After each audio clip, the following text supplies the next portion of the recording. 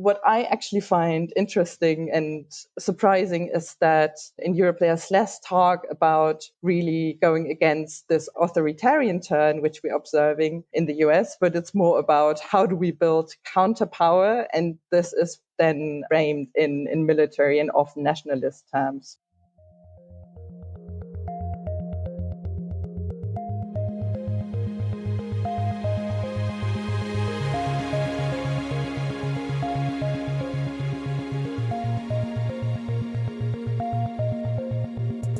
Hello and welcome to Tech Won't Save Us, made in partnership with The Nation magazine. Before we get to this week's episode, April is always the month where we ask you to support the work that goes into making Tech Won't Save Us. And this year is a particularly notable milestone because the show is turning 5 years old this year. It's so hard for me to imagine that it's been that long that I have been making this show, but it's also great to see that people, still enjoy listening to it after all of this time. So I thank you so much for that. This month, I set two goals that I'm hoping you can help me reach. The first is to get 100 new supporters over on patreon.com at the $5 tier or above. And if we hit that, then I'm going to start working on a new series on defense tech so we can dig into this growing relationship between Silicon Valley and the Pentagon, which is not to suggest that this never happened in the past. Obviously, we know the degree to which Silicon Valley came out of a lot of defense funding and things like that. But there does seem to be a notable shift in this kind of very public embrace of the military industrial complex, of nationalism. And I think that is worth exploring, understanding a bit better, so we know what these tech executives are doing in this realignment, but also what they are trying to get from the US government and from the Trump administration, and what that's going to mean for the wider world if that happens. And I'm happy to say that at least at the time I'm recording this, over 30 people have already helped us to meet that goal. So we're well on our way to getting there. And if you want to make sure that we can make that series, go over to patreon.com/techwon'tsave-us. Become a paid supporter and help us hit our goal. The other one, a bit of a bigger goal, is to hit 150 supporters. And if I hit that, I'm going to work on a zine. It's something I've always wanted to do for Tech Won't Save Us. It's something, I don't have much experience with, but I think that it would be fun to do. And I think that it would be a good way to, help to spread these critical ideas about the tech industry, right? To help people understand what is actually going on here in a different format.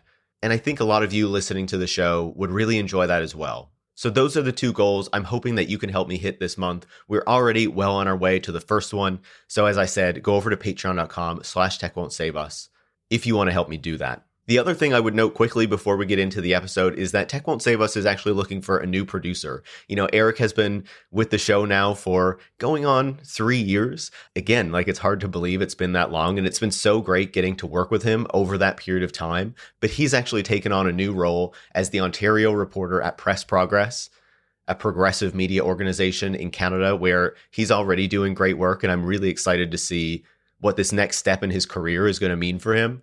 But that means we also need to find someone else to help us put the show together. So, if you do have experience doing audio production, working on podcasts, find a link in the show notes with more information about that. And, feel free to send over a CV.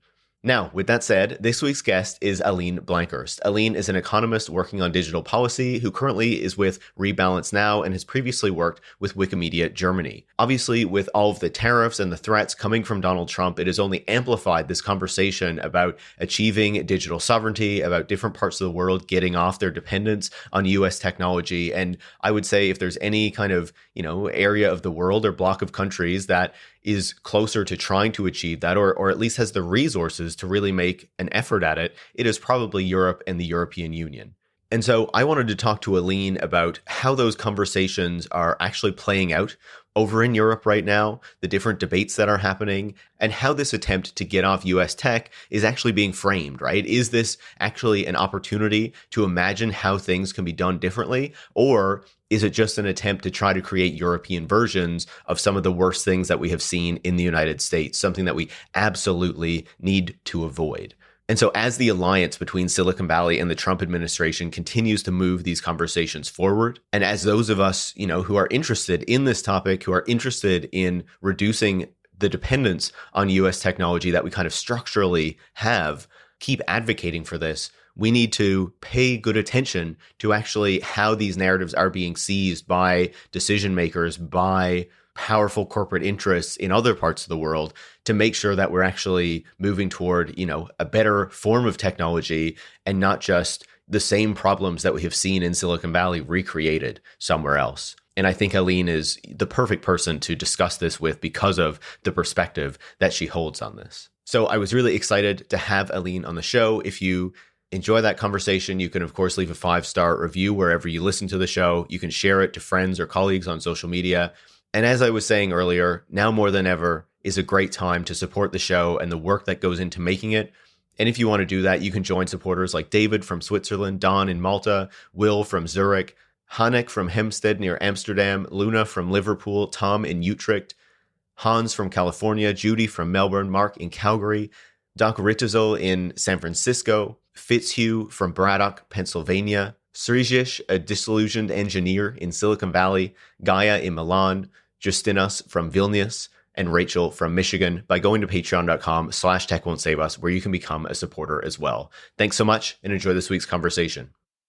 Aline, welcome to Tech Won't Save Us. Hi, Paris. Thanks for the invite. I'm very excited to speak with you. Obviously, we have colleagues in common, but there is this big discussion happening in Europe right now about the relationship with the United States, the reliance on American technology that was just kind of like taken for granted for so long. But now I think more and more people, and especially people in power, are questioning whether that continues to make sense. And we're in this moment where I think it's important to be having these discussions and not just debating whether we should be trying to make these switches, but the way that push towards, say, a digital sovereignty or something like that is actually being pursued, and the way that different interests are trying to frame it in different parts of the world. So I think I would just start by asking you more of a general question, which is, how is Europe reacting to the pressure that we're seeing from the Trump administration when we're seeing, say, Donald Trump making threats of tariffs against Europe, or we're seeing JD Vance come over and speak in Paris and Munich and really kind of tear into European culture and European society, not just kind of military spending and these kinds of things. What is the response in Europe in seeing the way that the United States seems to have really changed how it views that relationship to the European Union and many European countries? I would say that the response is quite mixed, and people are really still coming to terms with what's happening, because in the last few years, the US has already signaled that it was moving in this direction, but really Trump is implementing this very, very quickly. And what surprises people is really this level of resentment we've seen in the signal chats, in the rhetoric about annexing Greenland from Denmark. So really Europe is reassessing where it stands. And obviously it's not a homogeneous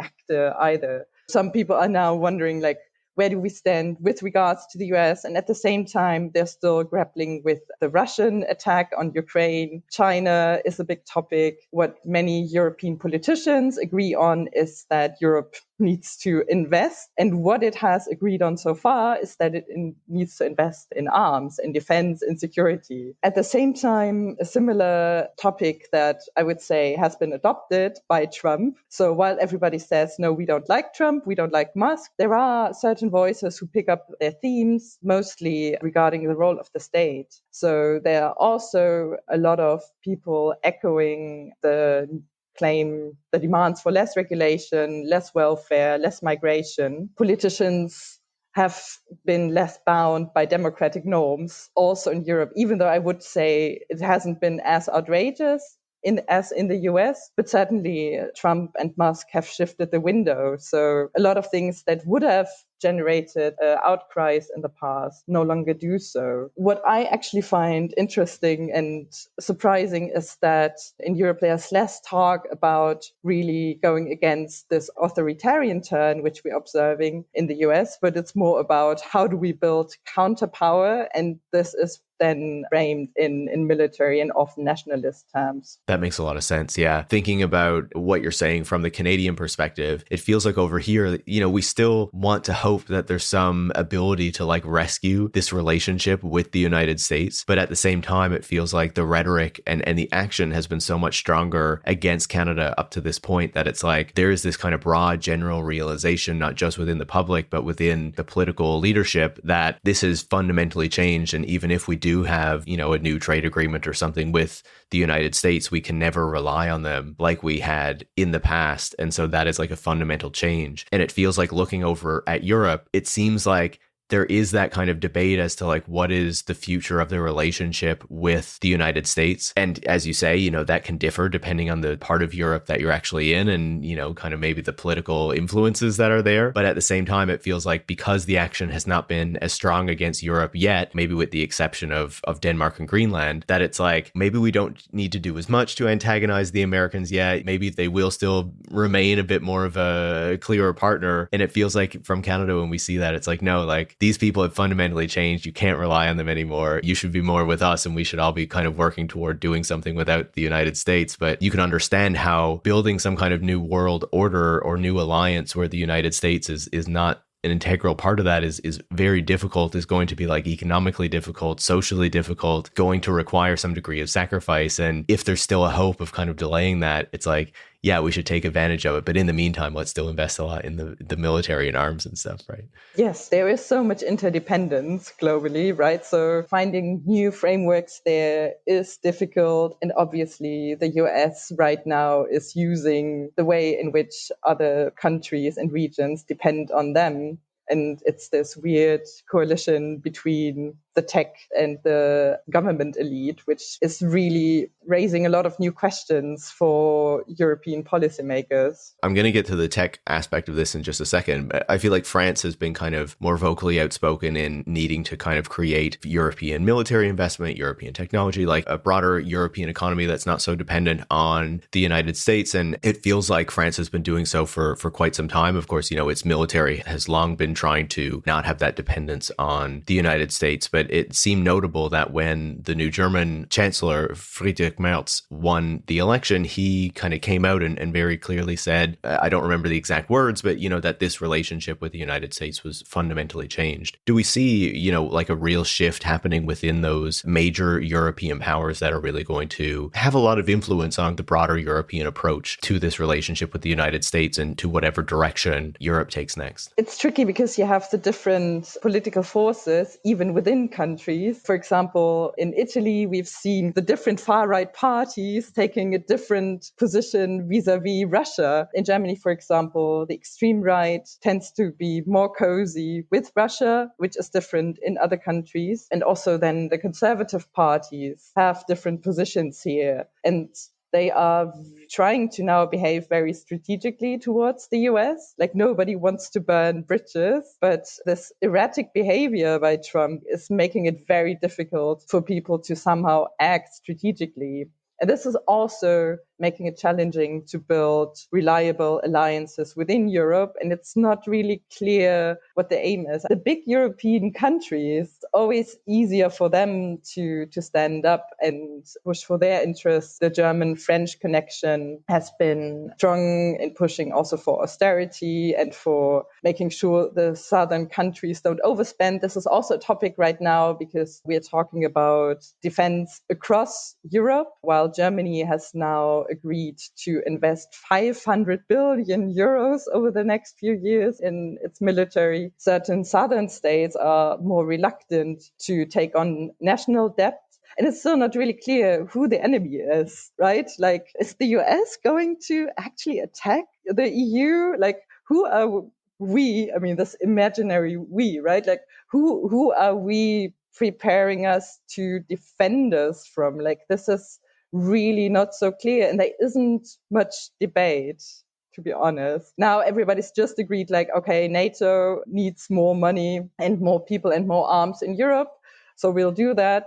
Everybody seems to agree on that, but it's not quite clear where those arms might be needed. No, I definitely understand that coming from Canada as well, right? Canada is about probably a ninth of the size of the United States in terms of population. So the idea that if the United States decides to attack that, we might be able to realistically defend ourselves seems a bit maybe difficult or far-fetched. But at the same time, there's still this like growing desire and this growing public support for investments in military that we haven't seen in a long time, because people do feel legitimately scared and threatened and are not sure what this former friend of ours is actually going to do, right? I think my final question here before we pivot to talking about tech more specifically is obviously within Europe, the real target of the Trump administration so far has been Greenland and Denmark more broadly. What have other European countries made of the targeting of Greenland and Denmark in particular? And how are they kind of relating to that? Because as you say, you know, there's a real reluctance to burn these bridges if they don't have to be burnt. But at the same time, you're seeing a member of the European Union being targeted by the administration and the United States basically saying we want to take this whole chunk of territory that you have, regardless of whether they would actually want to join the United States in the first place. So what has been kind of the thinking on what is happening with Denmark and Greenland in particular? I might not be aware of all the conversations going on there, but my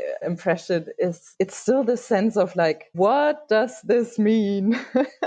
What and how far are we willing to go? What I also find interesting, I mean, kind of learning a little bit from the experience with Russia as a more well-known aggressor. We are talking about military sanctions, but at the same time, using economic sanctions is something that people have been quite reluctant to do. Still, Russia has received more money from the EU in exchange for fossil fuels than Russia has received in military support. But that wouldn't really work in the same way towards the US. JD Vance just visited Greenland and they celebrated as a success that they managed to convince him to change his routes, which is like really, we're back to the nitty-gritty of diplomacy where symbols make a big difference. But I think it's really early to say what people would do if Trump just declared Greenland part of the US and somehow did something, or this is probably about resources. I think European politicians are still figuring out their strategies. Fair enough, right? And just to be clear, JD Vance went to Greenland, you know, was kind of making all these wild statements about it, but was initially planning to go to like the south of Greenland and I believe Nuuk and places like that. But everywhere they asked to visit, they were turned down. And so they just went to the American military base that's in the north of Greenland and kind of stopped there and did their little speech and stuff and before leaving. But it's absolutely wild to see these things. And, you know, you bring up Russia and it's like we've been watching Russia say that it has a right to this territory in Ukraine for the past number of years. And then all of a sudden to be seeing this kind of rhetoric coming from the United States as well that, oh, it should own Greenland, it should own the Panama Canal, it should own Canada. There's something really, really shifting here. But I want to get to the tech side of this whole conversation, right? Because obviously this is a tech show, you know, and this is what we're interested in. So I think I would start by asking, obviously we're seeing this changing relationship with the United States and this difficulty of kind of grappling with what that means for Europe and also many other parts of the world. And one of the key pieces of that, of course, if we think about, you know, the present, is that so many of our societies, and Europe is not immune from this, are so dependent on US technology, right? Not just on the consumer side with the platforms that we use and whatnot, but also, you know, these things are built into so many of, you know, our government functions and the infrastructures that we rely on. So how dependent is Europe on US technology and why has it become so dependent on it? European countries are extremely dependent on US tech companies. People have been feeling uneasy about this for quite a while. And now after JD Vance visited Europe, this has turned into fear. People are concerned about what might happen if US tech was turned off. This has happened over a couple of decades now. It was always kind of looking at it as a question of, do we build something ourselves or do we just buy this service, which is digital, which is, you don't see the physical manifestation so quickly, right? But now so much public infrastructure is running on the big tech clouds. So like looking at hospitals, schools, public administration, nothing would work if big tech companies just said from one day to the other, hey, we don't like the way Europe is treating us. So just to demonstrate how powerful we are, we would switch it off. So now people are reassessing what can be done. But obviously, there are so many path dependencies. You can't change that from one day to the next. But at least people are now assessing where those dependencies exist. Also, companies are doing that, but they haven't gotten very far, I would say. At least in Germany, most of the attempts to create more sovereignty were really big tech products developed in conjoint with German partners and then sold with a markup to the same customers. That's why we're having this debate. Now people want to develop different alternatives. Is there a good reason why European countries and European companies, and however you want to frame it, haven't succeeded in developing their own technology, and why, at least for the past several decades, like they've just accepted this dependence on the United States? And to be honest, that probably even goes back even further. I remember reading about decades ago the concern that existed in France and other European countries with the reliance on, say, IBM computers and mainframes and stuff, right? Like even then there was this concern about being dependent on American technology, American computation, and what that might mean for these countries' ability to actually have control over the types of things that are happening within their borders. And now we see these technologies are everywhere. It's completely reached like every facet of our lives. And it feels more than ever we have become dependent on American technology. So yeah, like why hasn't Europe succeeded in developing their own? Is it a lack of interest, or is there something that is kind of just fundamentally kind of broken about the model that they try to pursue in developing technology itself? There are different factors at play here. And to name just a few, a lot of people would say it's the availability of capital to invest, but it's also about how in the US innovation is planned more centrally, like the DARPA, like where a lot of public money has been poured into certain infrastructures and then private actors just picked it up and turned it into commercial product. This didn't happen in Europe. Part of this, I think, was then tried to resolve through regulation. If you believe in global markets, if you believe in free trade, would do the trick, right? And in Europe, over the last 2 decades, we've been developing digital regulation for platforms to at least slow down this accumulation of power with central actors. And it's only now people seem to realize like, oh, some of these companies have actually become larger than states. There were some comments, for example, from the UK last November making very explicit they believe that politicians can no longer just regulate companies, but they need to do statecraft, like diplomacy with them. So this is really taking it to a new level. If you believe you can still tax and regulate companies, there's less need to build something yourself. But now the companies are also signaling that they don't want to comply in the same way as they did before. And they can also then, for example, could also decide not to pay fines, right? Like enforceability of law has become a new topic in a way which wasn't relevant in the last few decades. You see these Silicon Valley firms basically saying that they want to take advantage of the power of the Trump administration to push back on governments in Europe and other parts of the world that are trying to regulate what American tech companies are doing, right? To make sure that they're complying with the laws and the expectations in different parts of the world that might differ from the expectations in the United States, for example. And it's interesting you bring up the UK because I feel like, we have really seen this almost capitulation in the United Kingdom to the demands of the tech industry, right? Passing these regulations that are favorable to the AI industry, getting rid of the head of the Competition and Markets Authority there. More recently, as we talk, there has been discussion about watering down the digital services tax and making other changes that are designed to basically appease these major tech companies in the Trump administration because the UK is so desperate to get a trade deal with the United States, right? So I guess I wonder then what you make of these narratives for why Europe has supposedly been unable to basically develop its own technological capacities, right? Because we certainly see that there is a growing push, as you were talking about there, to suggest that the big thing that is holding Europe back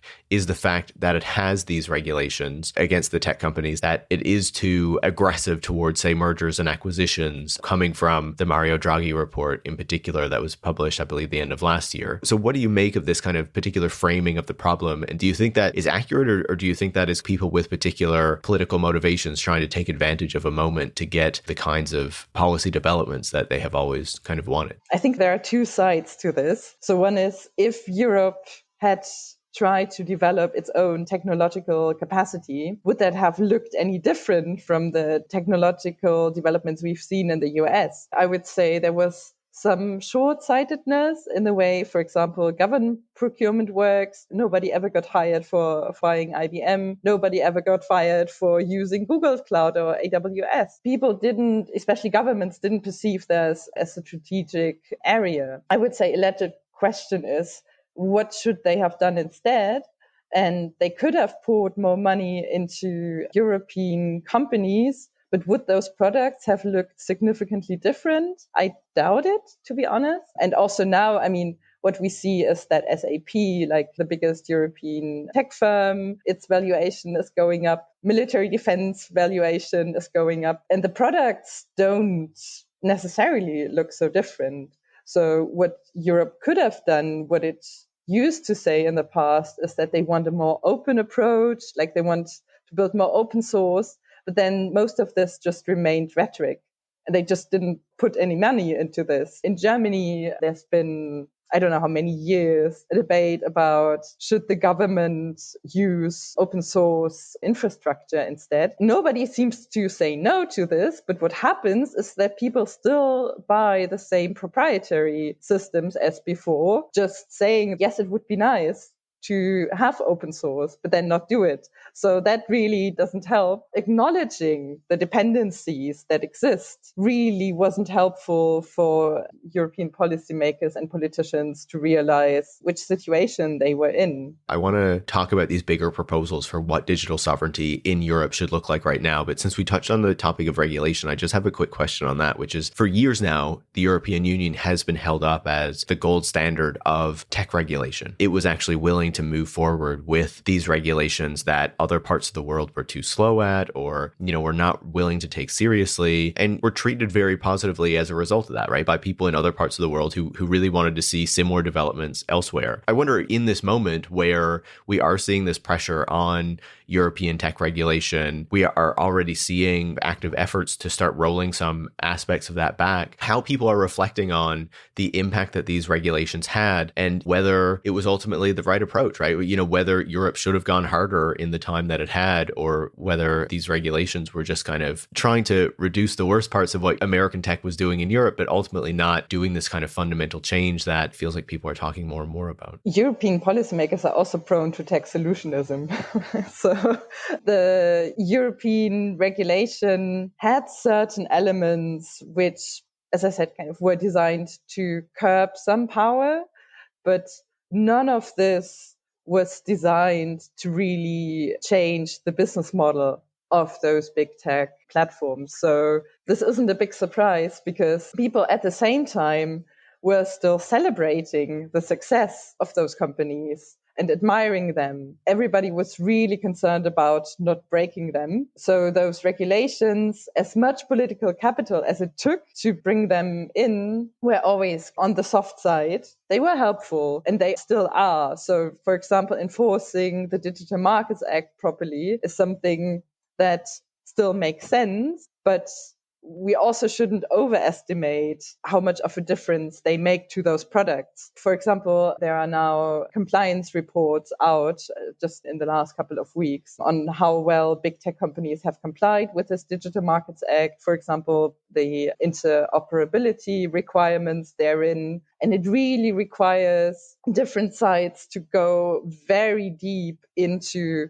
by how much Apple, for example, can delay how it needs to respond to them. So there are so many ways to comply in a malicious way that it's really, really hard to make anything of this work and open up those walled gardens we're seeing. And the whole question of how to deal with cloud hasn't even been addressed in there. I think that's a really good point, right? Like there's still positive things that came out of these regulations. And if they can really be seized in the way that even some things like the Digital Markets Act have been designed, there can be more good that can come out of it. Not to say that just forcing the American tech companies to do some other things is all that we need to do, but in forcing them to change the model and in restricting some of the things that they can do, it also opens the space to potentially think about how other potential platforms or digital services or digital technologies can be developed in a different way by first constraining what the dominant players are able to do or forcing them to act in particular ways, right? And so that kind of gets to this bigger discussion that I wanted to have with you, which is around these proposals for digital sovereignty, right? As we've been talking about, Europe is recognizing and has recognized for some time that this reliance on American technology is ultimately an issue that needs to be addressed in some form of way. But how that is going to be addressed has been up in the air. And a lot of that has been approached through regulation rather than really trying to effectively create European alternatives, though even then we've seen more of that in the past number of years, I would say. So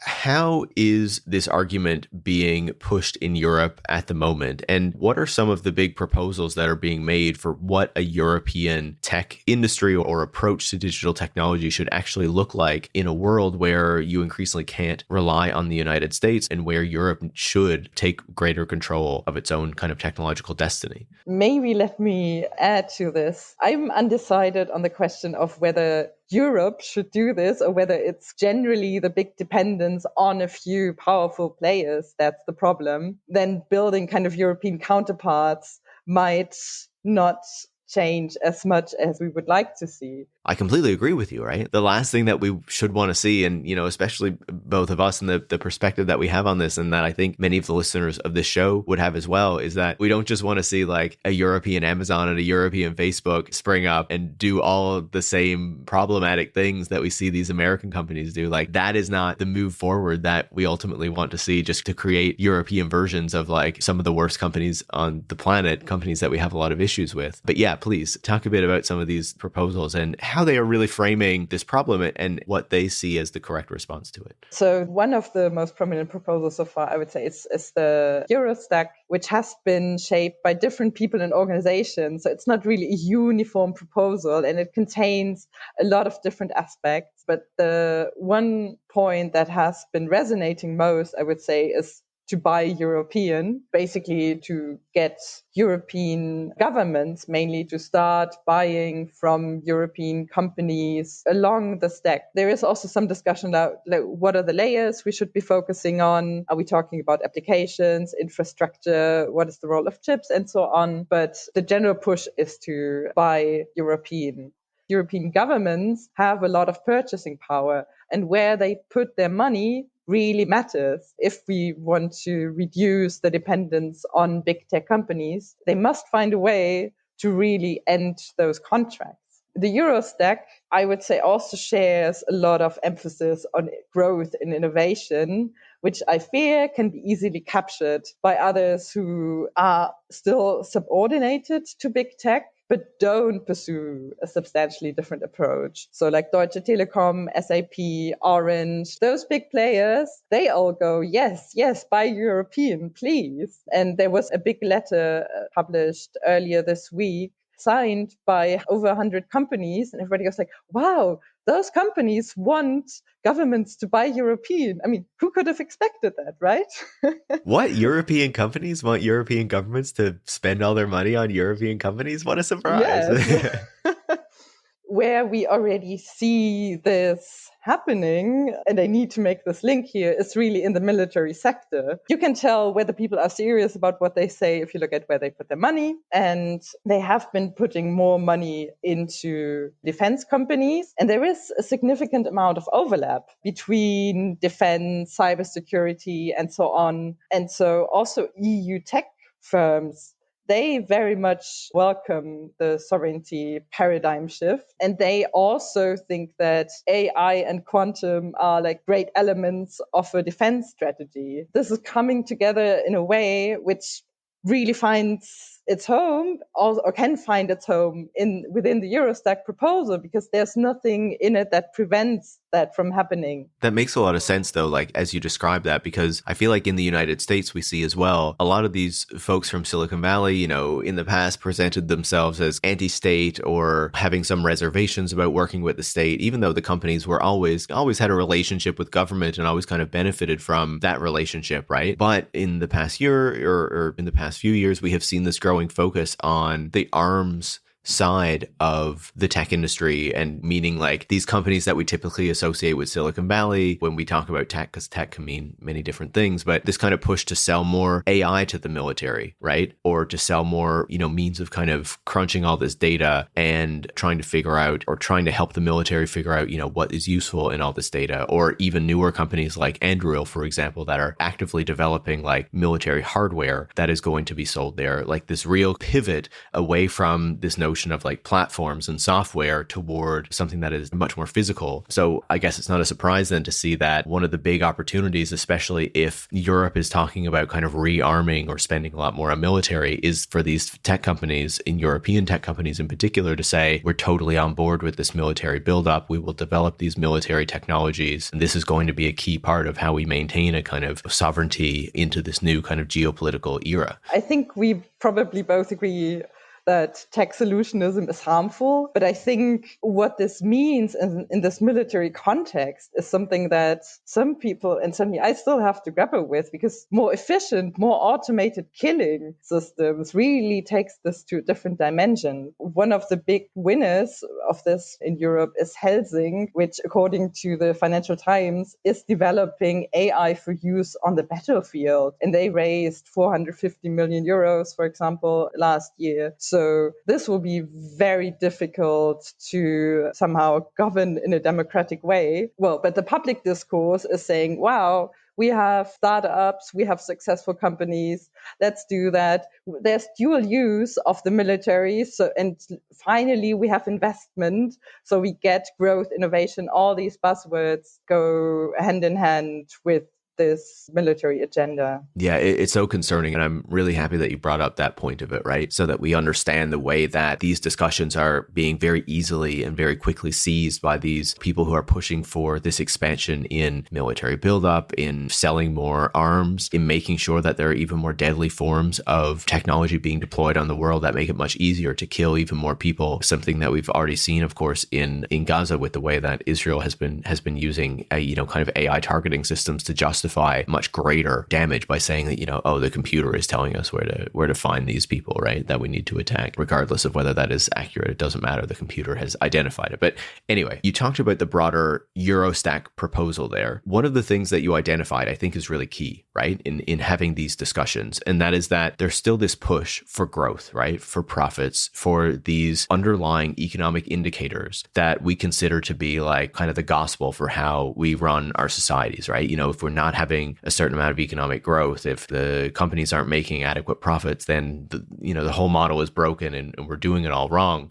And it does feel like that is the heart of the problem here, right? European governments in Canada and other parts of the world were happy to embrace American technology because they hoped that this was going to bring about prosperity and growth and these other kind of particular benefits to their societies. And now, as they increasingly try to pivot to do something more domestically, again, the focus is, okay, how do we build the next unicorn, right? The next company that's going to be worth $1 billion and when it goes public on the stock market or something, right? How do we build these companies that are going to make a lot of money, that are going to be able to sell their products internationally?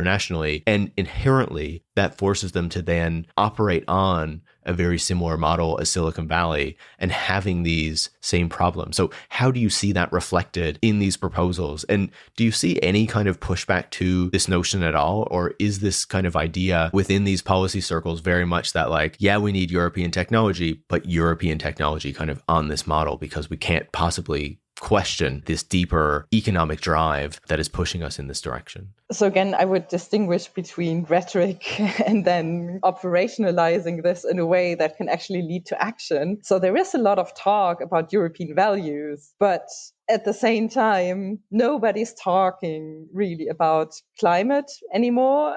Nobody's talking about inequality right now, at least not in a way that would actually change how tax sovereignty is supposed to be constructed. Unfortunately, I think it's a fairly short answer that it's not on top of people's minds because there is so much fear of other things, and those bigger concerns of climate change, global inequality, the mere fact that those technologies that have contributed so much to interdependencies and to inequality. It's just an afterthought because right now it feels like people just need to act in whatever way. There's this feeling of there's no time to now actually think about values that would look different. Even though, again, there is mention also of open source, but some of that discussion is taking place outside of the Eurostack debate. Well, as I hinted at earlier, in the past, there isn't a great track record of making sure action follows up on the rhetoric. In this proposal for like a Eurostack, which is this idea that there is this kind of stack of technologies that is necessary for a modern society when you go from everything from chips to platforms to the cables and data centers and all the things in between, right? That, say, Europe or any modern society would need to build out. What is the role of the state seen there? Is it just as kind of player that tries to catalyze particular investments, or is there any kind of accepting that the state could actually move in and play a role in, say, building a public cloud or doing something that takes some of these things out of the market in the way that we so often see in the digital technology sector, that so much needs to be just sacrificed and given over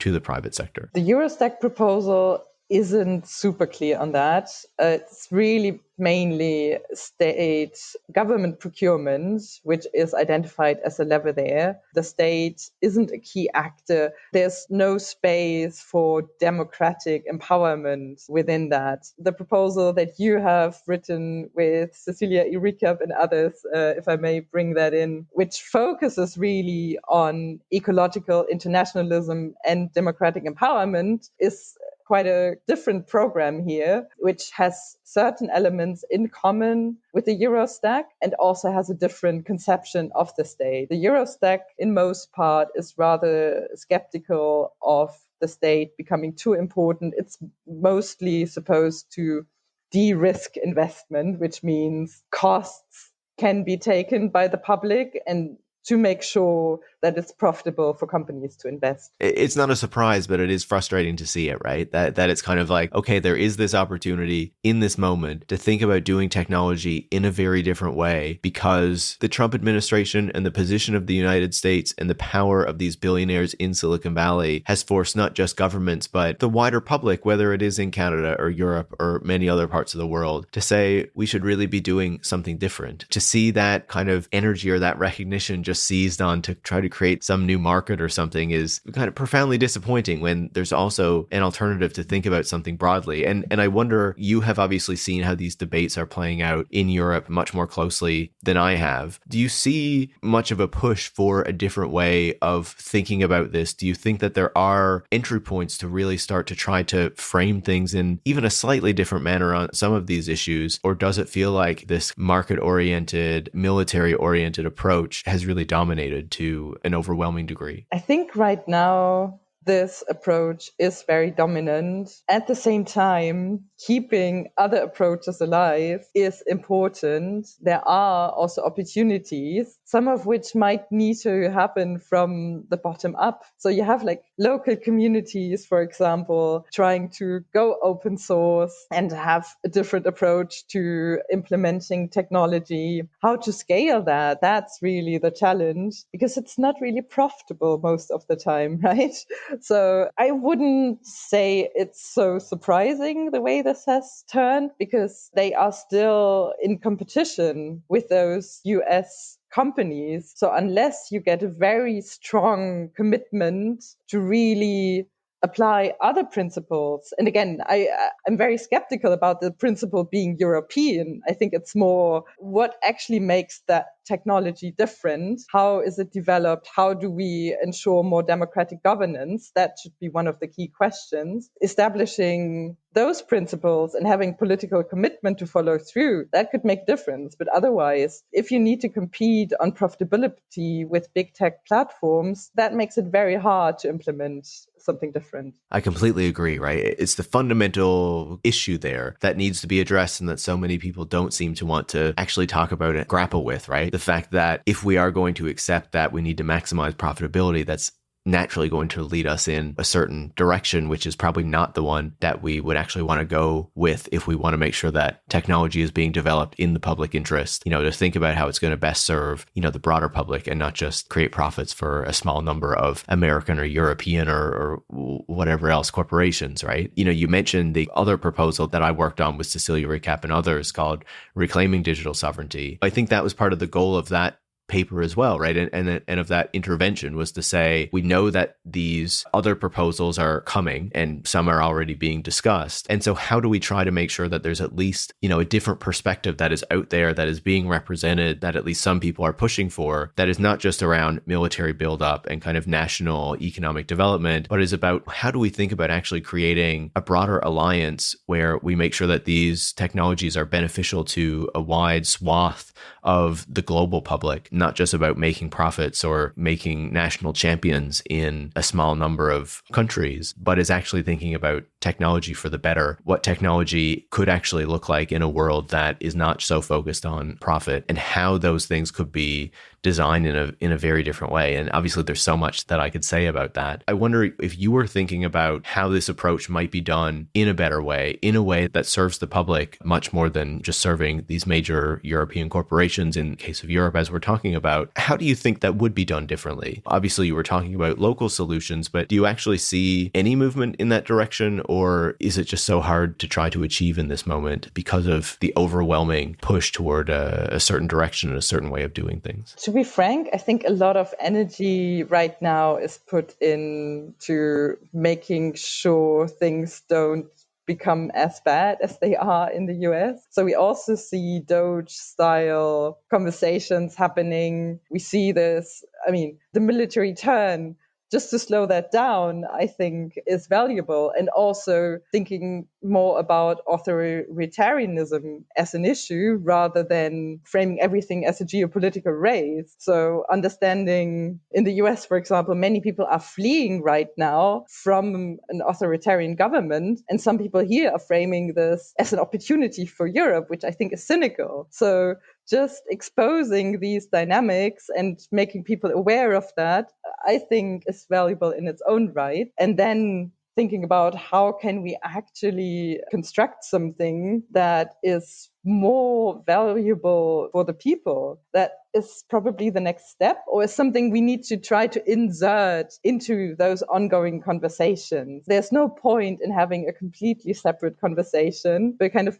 reducing certain tendencies within this Eurostack discussion, for example, emphasizing the value of, even though open source on its own won't get you that far, because it can also be its value is all extracted by big tech companies. But like having those small elements is the best I feel we can do in practice right now. And your proposal that you develop, refining that. At the same time, what I find really important is this point about research, having a research agenda. So having kind of a long-term commitment towards technology that works on a different basis, is more inclusive, can be governed in a democratic way. I think that's very important. And that's something that Europe shouldn't do on its own. There we need more voices at the table that can happen in parallel. But right now, the policy discussions are really preventing worse things from happening, is what I consider my personal objective. Yeah, that's completely fair. And I think that's a good objective to have, right? Aline, it was really great to talk to you, to understand much more about what is happening in Europe right now, how these developments are progressing. And it's certainly something that I'll be following, that I'm sure many of the listeners will be interested in following. So maybe we'll have to have you back on again in the future to dig into how these things are continuing to move. But thank you so much for taking the time. I really appreciate it. Thank you, Paris. Aline Blankertz is an economist working on digital policy at Rebalance Now and previously at Wikimedia Germany. Tech Won't Save Us is made in partnership with The Nation magazine and is hosted by me, Paris Marx. Production is by Eric Wickham. Tech Won't Save Us relies on the support of listeners like you to keep providing critical perspectives on the tech industry. You can join hundreds of other supporters by going to patreon.com/techwon'tsave us and making a pledge of your own. Thanks for listening, and make sure to come back next week.